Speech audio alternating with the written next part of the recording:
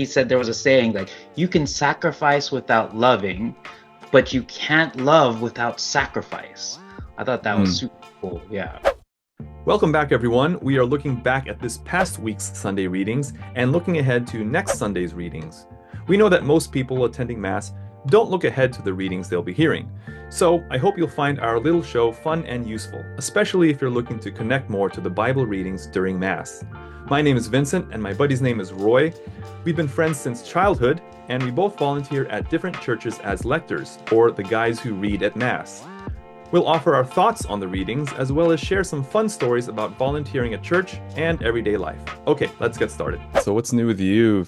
Well, I had 3 birthday parties over the weekend. You know what I forgot to mention? I read last Sunday. How did you do? I think I did well. And the Lord said to Moses, "Make a seraph and mount it on a pole. And if any who have been bitten look at it, they will live." I think I got my first real honest feedback. And somebody said, out of all the lectors, I'm the best prepared. I'm like, okay, I'll take that. I'll take that. So you've been getting a lot of false feedback, a bunch of lies. As my wife tells me, I'm compliment averse. And then she says, just take the compliment. Say thank you and move me on your way. Because I go in this whole diatribe about why it's not me and it's this situation. And a lot of time people... I still see I'm doing it right now. I don't know why people compliment the way I dress sometimes. Well, you do dress more nicely than average. You dress the way you're supposed to dress. Let's put it that way. This was a long time ago, but I don't know. I just wore a button-up shirt besides a t-shirt and still jeans, and then somebody commented like, "Oh, you're dressed up," and I'm like, in the back of my mind, this is church. Right. This is a Mass. Yeah. I came in, they're like, "Oh, you're dressed up," and I'm like, yeah. You should be like, "You're not dressed up."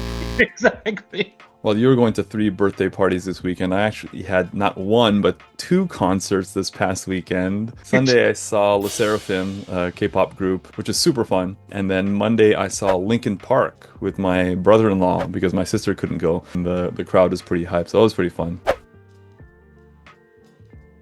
All right, let's look ahead to this coming Sunday's readings. The first reading is from the book of Amos. It's addressed to all you who trample on the needy and destroy the poor. So if you are one of those people, this reading is for you. It describes the lying and the cheating that they do and how they can buy a poor person with a pair of sandals. The message for them is that the Lord will never forget a thing they have done. That's in Amos. The responsorial is, "Praise the Lord who lifts up the poor." The attention here again is on the poor. The second reading is from Timothy, where St. Paul asks for prayers for kings and for all in authority. So now we shifted from the poor, now we're looking at the kings and all in authority. That we should all pray together without anger or argument. Basically telling everyone that we should get along in our prayer. And finally, in the Gospel from Luke, he highlights Jesus' lesson that if you are trustworthy in small matters, you will be trustworthy in large matters. Similarly, if you are dishonest in small matters, you will be dishonest in large matters. And Jesus also tells that a servant cannot serve 2 masters. He will end up serving one and despising the other. So with the first reading, and again, as usual, I always like to bring a little bit of context for us readers. So where Amos is a farmer who kind of was scolding the rich on how they were destroying the poor. He also predicted Israel's destruction when they got conquered by the Syrians. And he also had the visions of the restoration of Israel from the poor. This reading comes from one of the visions, namely it's called the basket of fruit or basket of summer fruit. This kind of implies that it's a right time for God's plan. God telling the rich that he knows their wicked thoughts. And as you said, he will never forget. And then Assyria comes and destroys them. Maybe when we read subtly, try to read it like your evil genius impressions on the reading. I mean, I don't want to go too far in that, but you want to, like, what it is in quotes is actually what the evil people are thinking about in their heads. Yeah. And like God knows what they're thinking. Fixing the scales and fixing the ephah. The ephah is a dry measure. It's like the pound or a kilo. All these crooked, messed up stuff. Yeah. Jesus kind of puts it best where blessed are the poor, for theirs is the kingdom of heaven, which again, I think is the key that unlocks the subsequent gospel, because that is where the parable of the dishonest manager is. One of the most confusing ones, and at least confusing for me. I heard a whole bunch of different explanations. At least I'll do my best to explain what it all meant next week. So stay tuned. Tune into the next episode. But based on the context of our first and the Psalms, I like how Dr. Brent Petrie's take on it, where it's ultimately about giving money to the poor so you could gain a home in the kingdom of heaven. As we read it, see how that key, blessed are the poor, kind of unlocks the magic. Mm-hmm. The second reading is of Timothy. So Timothy is one of Paul's missionaries, and he was sent to help one of the new churches in Ephesus because there's a lot of influential people kind of confusing the parishioners there. And he had to convince the church that Paul, who sent him, is an appointed preacher, apostle, and teacher of Christ. And they should all pray together and not be argumentative in their rhetoric. Kind of feels like this is a message for a lot of our Christian influencers and leaders or dishonest managers of the day. Yeah. The one thing from this reading that I told my students, I told them the story when I was younger and I read this. I saw God said, you cannot serve God and Mammon. When I was a kid, you know the Filipino sponge cake dessert called Mammon, right? I said, cannot serve God and Mammon. I'm like, why are you bringing cake into this? What does that have to do with it? You can't have your cake and eat it too. Yes. So those of you Filipinos out there, or you fans of Filipino desserts, this is not Mammon the sponge cake. This is Mammon. Mammon stands for money. I'm reading this off of Google here. Wealth regarded as an evil influence or false object of worship and devotion. So you can't worship God and money, basically. Yeah. And you can't worship God and cake. Well, I can't be the only Filipino who thought that. No, that's why when you said Mammon and you said Filipino, that's why I started laughing, because that's what it came to my head too. All right, how would you read this? Let's do the first reading. Oh, do you have your notes, by the way? In the notes, it says, God sees the great injustices being done to the people. This concern is at the heart of the reading. Without overdoing it, a tone of moral outrage is certainly proper here. And in the end, it says, God will act on behalf of his people.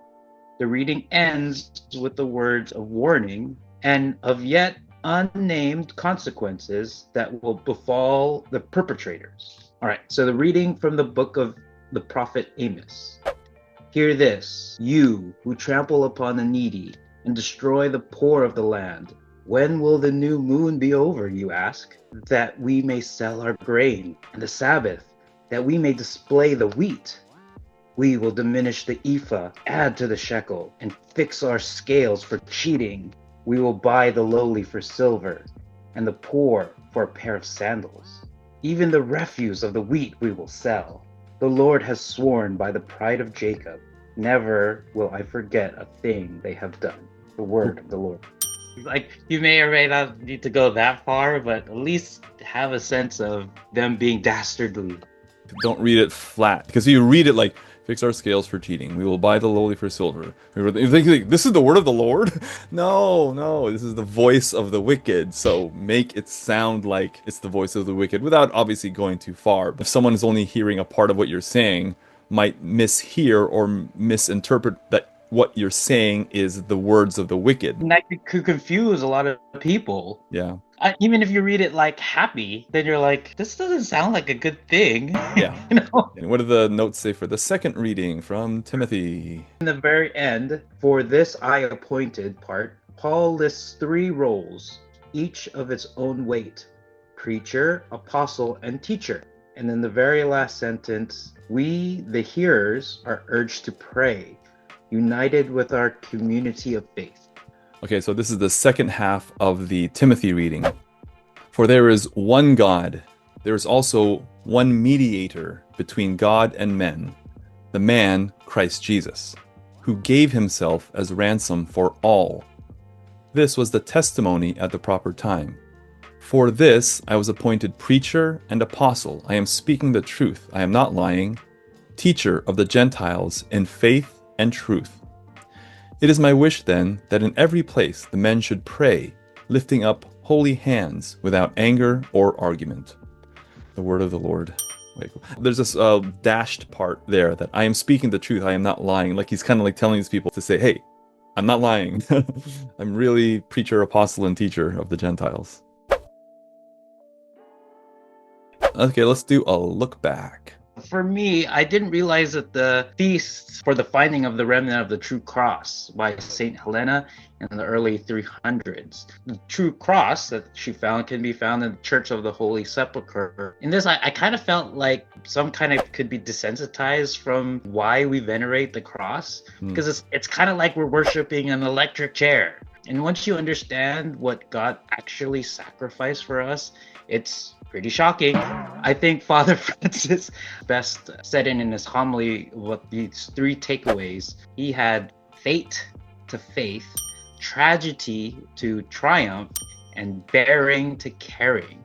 So fate, right, how you die, to faith, to our faith, it's our symbol of the execution of death of the cross, to our symbol of our salvation. The tragedy to triumph, again, we unite our suffering to Christ's body, again, to triumph over the sin and death, even on a cross. And then bearing to carrying. One thing he said, there was a saying like, you can sacrifice without loving, but you can't love without sacrifice. I thought that was super cool. Yeah. But before Jesus, the people just had to bear their sins, on their own. But now we pick up our cross and we carry it for the love of ourselves, the love of others, and the love of God. So I thought that was all cool takeaways. I'm going to carry it. Carry it. I'm purposely going to carry it. I like that one. I like that. There is a short snippet from Ascension Presents from the Sunday homily. And he tells a story about, I'm going to butcher the story, but I'm going to attempt to recall it from memory. College professor was having this discussion in the class of why Jesus died, when he died, exactly where and when he died in history. And there's all these good reasons of how this is at a pivotal time in the Roman Empire. It's a very central place in the world, north to south, east to west, between Europe and Asia and Africa to the south and everything. And how it was the perfect timing for Jesus to enter the world, and then thus Christianity flourish soon after that, after a couple of 100 years, right? And so that's probably the reason why Jesus came at that time.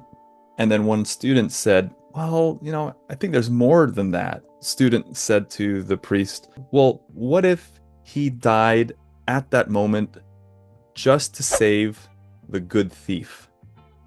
And when I heard that, I was like, just for the thief. I went through all that for you, dude. Right next to me. Hey, you'll see me in paradise today. Yeah. Just for him. Just for him. Just sit on that. Yeah. Just put yourself at that singular moment, at the moment of his death, looks over to the good thief who repented for his sins. It says, today, You think about, him doing that just for the good thief. Yeah. Imagine what he does for everybody. I'll put a link somewhere in the comments. It wasn't Father Mike Schmitz. It was Father Mike Schmitz, yeah. Oh, okay. Okay, how was it? I hope you got some positive takeaways from this. Leave your thoughts below in the comments, and don't just like and subscribe, but also click that share button and share this with your family and friends as well. Take care and God bless. Yeah. That's why it's Minneapolis, St. Paul, the Twin Cities. Oh wait, actually no, I take that back. I don't know what it has to do with Thomas. Never mind. Nothing to do with Thomas.